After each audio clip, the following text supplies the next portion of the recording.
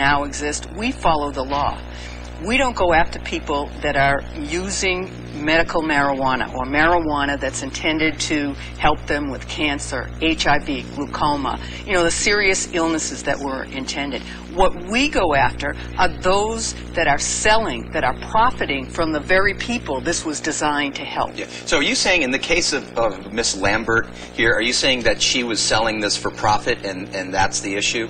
I'm not saying anything about Miss Lambert because that's. I thought you were going to talk about because it's a pending case. It's a pending case. I can only talk to you generally about the issues around. Well, let me ask you this: the law. The person that she sold it to, did he in fact have a physician's letter? Or? I can't talk about the specifics about this case. That's how we understand. So if someone though is possessing or growing marijuana for the purposes of medical use and has a recommendation from the doctor, then we don't prosecute those people. What we do prosecute, there is no provision for people to sell marijuana, period. Let me ask you this, and I was really pretty surprised to find some people that I know have that card.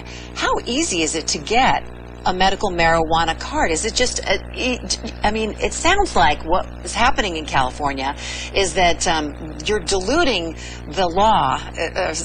This legislation is diluting the law. It's just making it not so hard to get. Right. It really was meant to legalize in a sense, to make so many loopholes that it would make it easy.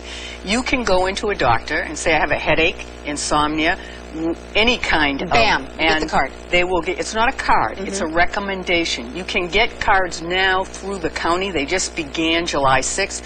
Since July 6th, though, only 105 people have actually submitted an application for it.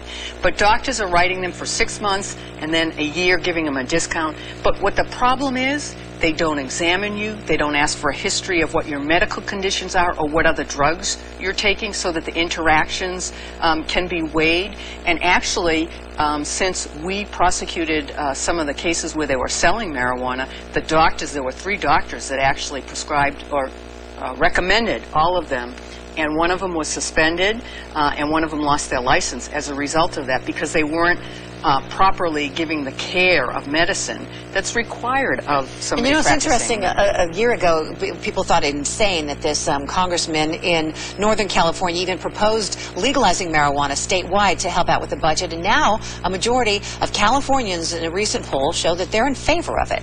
Well, I think it's a bad idea. And my experience as a judge, as you know, I spent 5 years in the juvenile court and then 2 years doing drug court.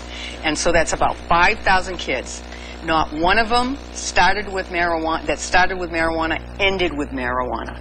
They all went on to something else. And so it is a gateway drug. It does have ramifications, and people commit crimes in order to get it. So that's a debate that will go on, but I will fight fiercely against that. All right. District Attorney Bonnie Dumanis, thanks for coming in. Thanks for coming.